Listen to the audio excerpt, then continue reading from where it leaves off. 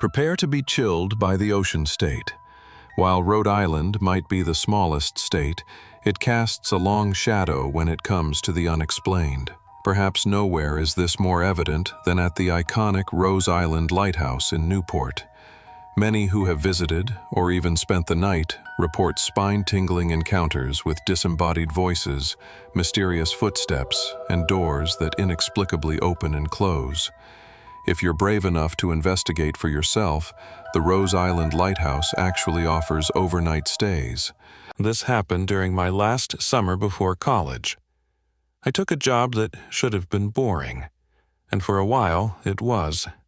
I worked at a private yacht club just off Narragansett Bay in Rhode Island. It was the kind of place where members paid more in monthly dues than I made all summer. I wasn't deck crew or anything, just a maintenance hand. I swept docks, emptied trash cans, washed windows, and did odd jobs the staff didn't want to deal with. Most of the time, I was alone. The real work happened during the day, fueling boats, helping members with gear, monitoring slips. But I took evening shifts. My job was to close things up after sunset, lock the service sheds, turn off the dock lights, check the locker sheds at the far end of the marina. That's where this happened. The lockers were part of an older row of storage units. Thin metal doors, rusty hinges, mostly used for waiters, lines, and spare tools. There were maybe a dozen of them. I was given a master key to make sure they were all locked up by the end of each night. One night in early August, I noticed something off.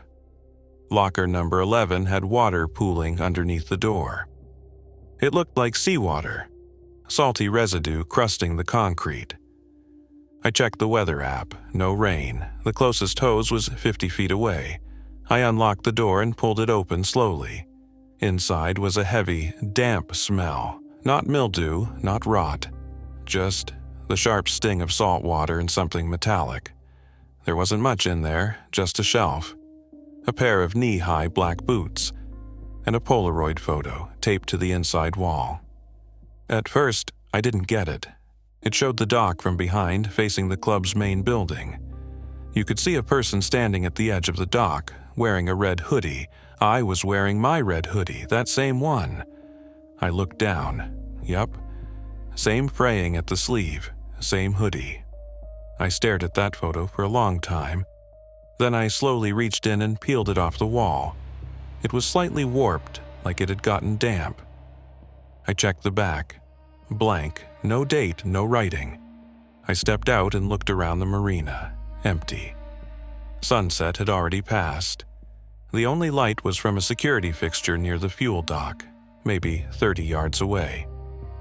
I took the Polaroid and closed the locker, turned to the key, tried to laugh it off. But that night I barely slept. The next evening I told my supervisor. He shrugged and said, "That row hasn't been used in years. Most of those were supposed to be cleared out. Probably just someone messing with you." I asked if any of the units had cameras pointed toward them. He shook his head. Too far down the pier, nothing but shadows. I checked again the next night. The water was gone. Boots were still there, but the photo was back, same shot. Only this time my head was turned. In the photo, I was looking over my shoulder, right at the camera.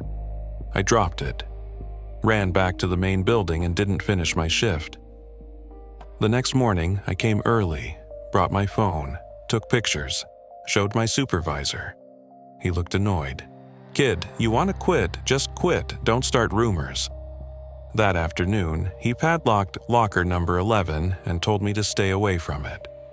I didn't go near it for a week, but on my last shift of the season, I had to close everything up.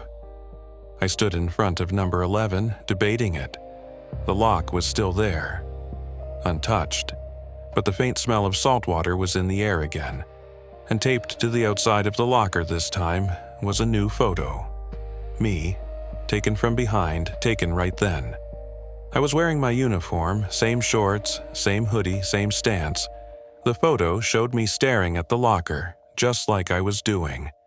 I slowly turned around. No one was there, but the air behind me was cold, like someone had been breathing down my neck. I left that night without locking the shed, never went back. I still have the last Polaroid.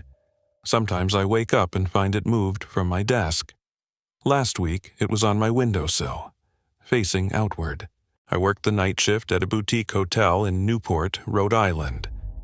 I was alone most nights, and for a long time that was fine. It was a small, upscale place, maybe 30 rooms total. Quiet, classy, expensive. The kind of place where people whispered instead of talking and expected fresh lemon water in the lobby. My job was simple: monitor the desk, answer the phone, handle late check-ins, and keep an eye on the cameras. We had one cleaning staffer who worked until midnight. Then it was just me. About 2 months ago, I started getting calls from room 206, which was weird because room 206 had been under renovation for weeks. The door was sealed and the power had been cut. No lights, no digital key access. Just an out-of-service note in our booking system. The first time the phone rang, it was just a soft static. I thought it was a fluke, maybe a wiring issue. We'd had minor glitches before. Lights blinking, doors not syncing with keycards. But it happened again the next night, same time, around 3:12 a.m. "Front desk," I answered. Nothing, just breathing. I hung up, checked the activity log. No one had entered the second floor that night. All guest keys were accounted for. Room 206 still showed inactive. I even walked up with my flashlight and checked the door, still sealed. I figured maybe someone was messing with me. I started writing down the exact time the calls came in. It was always between 3:10 and 3:13. 3 nights later, the call came again. I didn't answer, just let it ring and watch the hallway camera. And that's when I saw it. The door to room 206 was slightly open, just a crack, no motion, no one walked by. It hadn't been open 10 minutes before. I went up to check. I know, dumb move, but I had to. I walked to the second floor, flashlight in hand, and stood in front of room 206. The door was closed, no light under the frame. The doorknob was cold. I backed away and checked the feed again. The door had been open. No doubt. The next day, I brought it up to my manager. She frowned and said, "That room hasn't had a working phone line since the remodel started. There's no cable connection in there at all." I asked her to come see the call log. The calls were still there, labeled room 206. She told me to log the events and forward them to IT. Nothing ever came of it. The calls kept happening. Last week I picked up again. "Front desk," I said. This time a voice whispered, "Why did you lock me in?" I froze. I hung up and left the desk. Walked out of the hotel, didn't even clock out. The next morning, I found a note slipped under the lobby door. No envelope, just a folded slip of paper. "Room 206 is ready for guests again." We haven't reopened that room, but the cleaning staff says the bed sheets keep turning down on their own. I took a summer internship at a museum lighthouse on the Rhode Island coast. I didn't believe in ghost stories, but this wasn't one. The lighthouse was beautiful, windswept, 2 stories tall, and perched on a rocky bluff outside Jamestown. During the day, I gave tours, cleaned the gallery, and answered questions from tourists. It was easy work for a college history major. Most days ended by 5 p.m. But one week, my supervisor asked me to stay late to shadow the maintenance guy, check light calibration, replace stairwell bulbs, tighten railings, that kind of stuff. He gave me a master key, showed me how to lock up, and told me to wait for him on Friday night for the full shutdown routine. Friday came, foggy, damp, quiet. The museum closed at 5 o'clock. I stayed behind. At 5:45, I heard the front door latch click shut. But no one came in. I checked the parking lot. Empty. I figured maybe my supervisor forgot something and left. So I got to work. The interior of the lighthouse is a spiral staircase wrapped around a central column. Iron steps, stone walls. One way up, one way down. At around 6:10, while replacing a bulb on the second floor landing, I heard footsteps on the stairs. Clink, clink, clink. I looked down the spiral. No one. Figured it was the echo of my own boots. But then I heard it again, louder, like someone heavier than me, slower, deliberate. I called out, "Hello?" Nothing. I climbed down and walked the full circle of the main floor. Empty. The front door was still locked. I checked the top level, the lantern room, still bolted. Dusty, no one there. 10 minutes later, I heard the footsteps again. This time, they were above me. I hadn't gone up again. I stood still, right at the base of the staircase, staring upward. Nothing. Then I heard the faint sound of keys jingling, like someone pulling out a ring just like mine.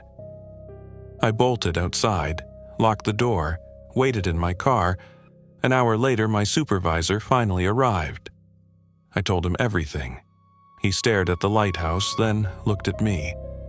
"You locked the top hatch, right?" "Yeah," he nodded slowly. "That hatch doesn't have a lock." "What?" "There's no bolt, we never added one. That's why I always tell people not to go up alone." He walked past me, keyring in hand. As he opened the front door, I looked up to the lantern room window. Someone was standing there, hand pressed against the glass, watching me leave.